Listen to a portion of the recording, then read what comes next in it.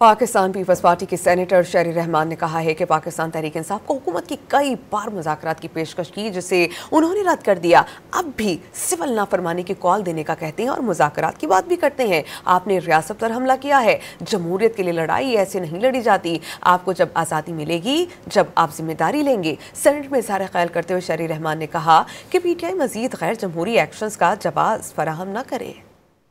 बार बार आपको हुकूमत ने कहा हम बात करने तैयार हैं, उस वक्त आपने इसको मुस्तरद किया।